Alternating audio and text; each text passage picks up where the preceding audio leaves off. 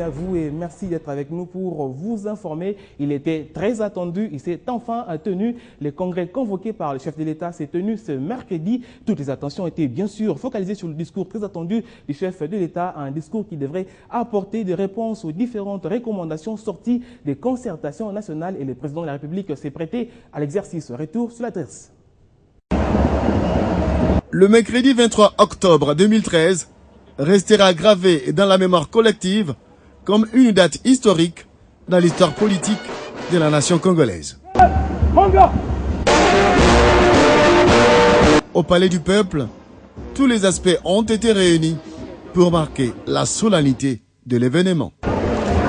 Des va-et parterres des hautes autorités, dont le président de la République du Congo, Denis Sassou Nguesso, et la présidente de la Commission de l'Union africaine, ainsi que les ambassadeurs accrédités en RDC, le président de la République démocratique du Congo, Joseph Kabila Kabange, a dans son discours confirmé son esprit d'ouverture pour le maintien de la cohésion nationale.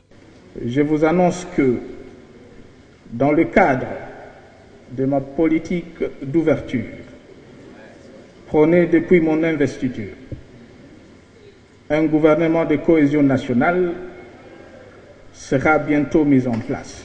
Aucun aspect de la vie sociale n'a été omis. Pour le président de la République, les 30% de la représentativité des femmes devront être respectés.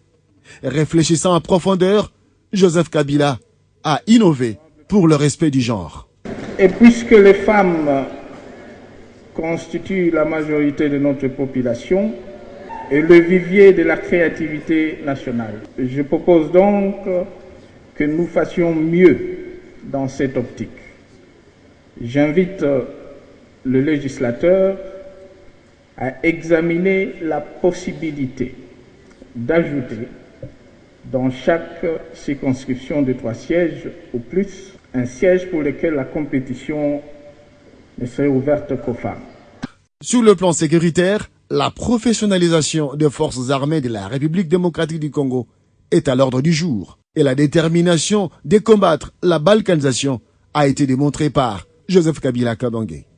Pour renforcer davantage la discipline au sein des forces armées et de la police nationale, l'auditeur général est quant à lui appelé à accentuer les enquêtes à charge d'officiers supérieurs, subalternes, ainsi que des hommes de troupe.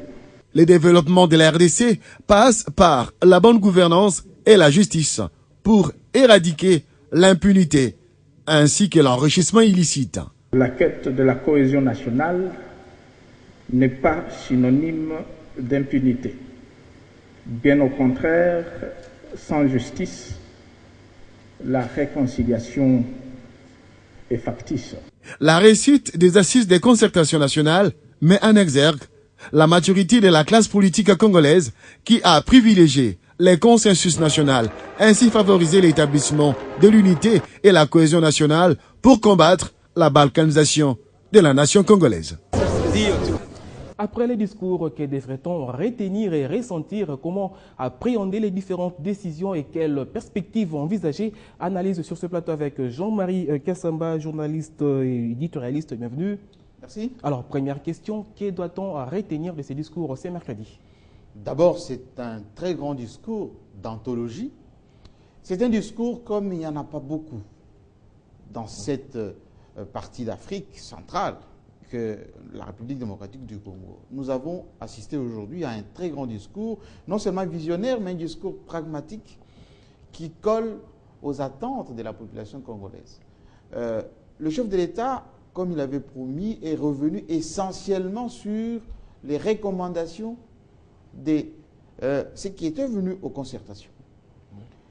Il est revenu également sur ce qui a constitué la base de son engagement depuis 2001, où il est aux commandes de la République. C'est-à-dire consolider l'État congolais, défendre l'unité nationale, mais surtout professionnaliser nos fonctionnaires et défendre le genre. Mais au finish, est-ce qu'il a convaincu ou il n'a pas convaincu?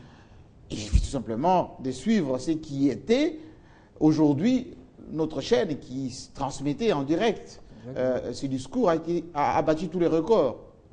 Presque 200 000 personnes ont suivi à travers le monde, en réel, ce qui s'est passé au Palais du Peuple, mais également sur notre chaîne.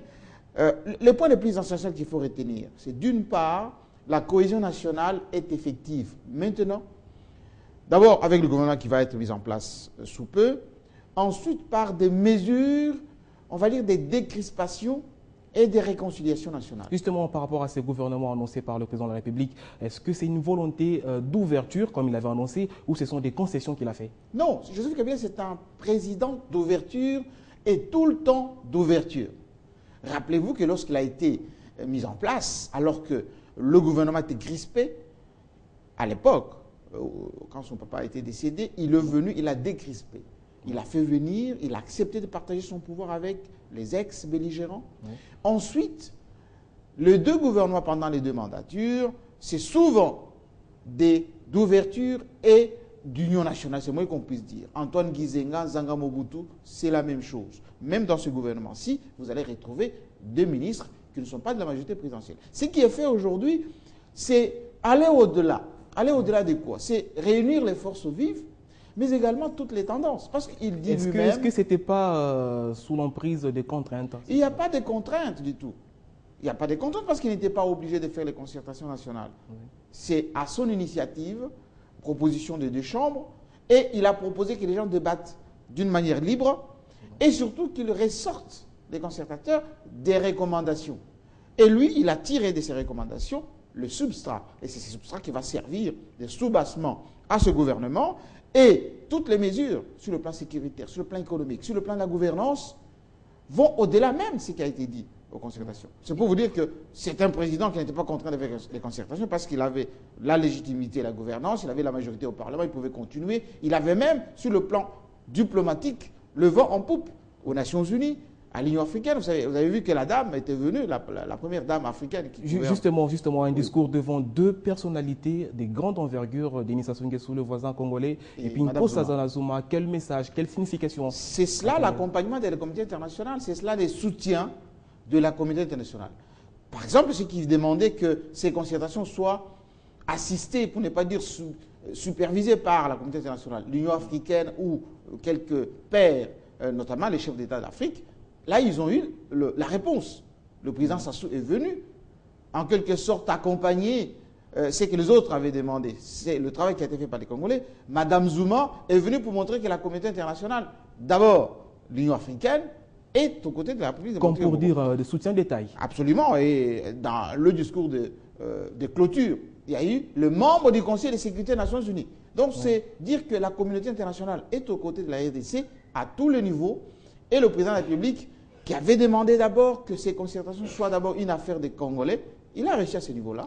Et les Congolais lui en sont gré. Autre aspect, en tout cas, qui a attiré beaucoup d'attention, il a beaucoup trop rappelé le mot changement. Changement de mentalité, changement de comportement, changement de méthode. Qu'est-ce qu'il a voulu bien dire là? Le changement veut dire que nous, Congolais, nous devons changer. Nous devons changer dans notre approche de la politique, de la manière de faire de la politique. La politique, ce n'est pas l'adversité ad vitam aeternam. Comment l'envisager autrement? Non, la politique doit se faire en privilégiant l'intérêt général, en privilégiant le bien commun, l'unité nationale et le soutien, pour ne pas dire la défense de la nation. Le président de la République a dit il faut qu'on change dans la gouvernance, dans la gestion de la chose publique. Les ministres, les ADG, tous ceux qui ont le pouvoir de gérer le bien public doivent désormais s'attendre à des sanctions, oui, des sanctions immédiates. Et l'auditeur, il a été dit, d'ailleurs par le chef d'État qui va proposer un conseiller, enfin qui sera son conseiller spécial en matière de la bonne gouvernance. Et ça, ce n'est pas une promesse en l'air. Et Jean-Marie Kassamba, merci à vous. Je vous en prie. Je rappelle que vous êtes journaliste et littéraliste. Je vous en prie.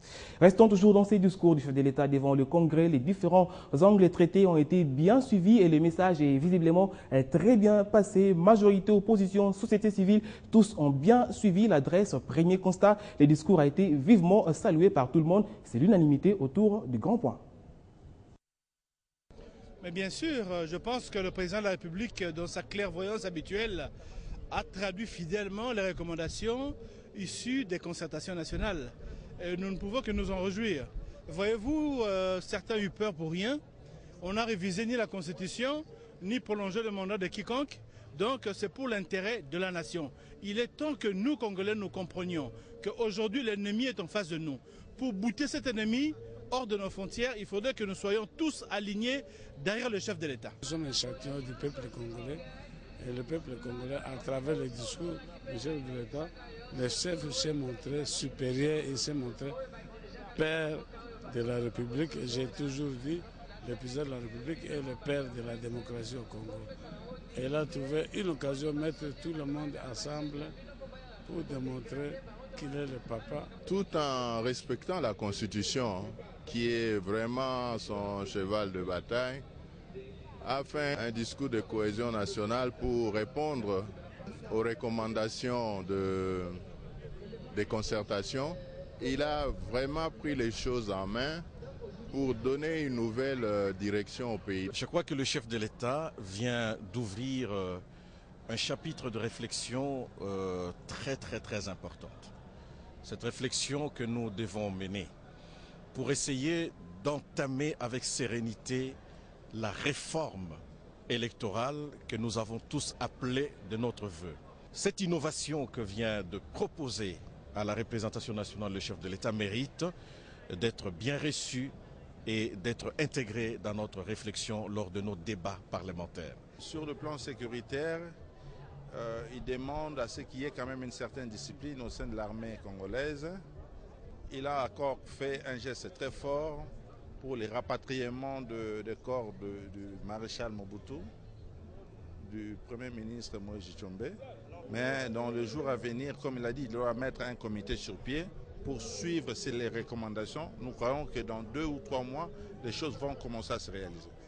Parmi les réactions au terme de ces congrès, il y a également ceux qui se sont exprimés par rapport à la volonté d'ouverture du chef de l'État. Ils étaient au micro de Crispin Chibassou. Le discours du président, je crois, c'est le chemin qu'on doit aller maintenant. Je suis vraiment, je dois dire, ravi sur l'annoncement d'avoir un quota de 30% pour les femmes de ce pays. Je vois que le chef de l'État est d'une constance inégalable. Depuis le début, il travaille pour que nous ayons une société solidaire, harmonieuse, où tous les fils et filles vivent en frères et sœurs, où tout le monde est motivé pour apporter sa pierre à la reconstruction. Il annonce dans la suite le rapatriement du corps du président Mobutu et de Tshombe, et il termine avec un gouvernement de cohésion où nous avons la majorité présidentielle, l'opposition ainsi que la société civile. Je pense que le président de la République s'est montré très réconciliant et très déterminé à aller jusqu'au bout de sa logique, c'est-à-dire parvenir à une cohésion nationale pour la pacification, le rétablissement de l'autorité de l'État et le développement de notre pays. Nous devons aimer notre pays et nous devons travailler pour l'intérêt de notre nation. Oui, mais le chef de l'État, fidèle à sa logique d'ouverture, il a toujours dit qu'il n'y a pas une république pour l'opposition et une république pour la majorité. Et c'est dans ce cadre qu'il ouvre le gouvernement par un gouvernement de cohésion nationale. Donc c'est une très bonne chose. Moi je pense que cette cohésion nationale pour moi était synonyme de trêve d'ostracisme des uns contre les autres, trêve de préjugés les uns envers les autres, et je crois que maintenant l'unité s'impose à tous et à chacun d'y mettre sa pierre. Le chef de l'État a répondu aux questions majeures qui ont été traitées par les concertateurs dans tous les 5 groupes thématiques. Il vient de nous surprendre agréablement avec l'esprit de pardon, avec toutes les mesures de grâce qu'il va accorder à ces dons qui doivent en bénéficier. Première chose, il a insisté sur l'unité. Ceux qui rêvent de la partition du pays, ils devront attendre des générations longtemps après notre départ de la vie sur terre pour obtenir la division de ce pays. Il ne fallait pas seulement être au palais du peuple pour suivre les discours. Tous les moyens étaient bons à condition de ne pas rater. Et donc, d'autres personnes se sont retranchées dans certains coins précis de la capitale pour suivre l'adresse. Les cas aussi des militants de partis politiques, à l'exemple de ceux de la majorité présidentielle qui étaient mobilisés à l'extérieur de l'hémicycle. Ils ont été repérés par nos reporters. La capitale congolaise, bien qu'étant un jour ouvrable, a vécu une ambiance assez particulière ce mercredi. tous les regards étaient braqués au Parlement où le chef de l'État devrait se prononcer suite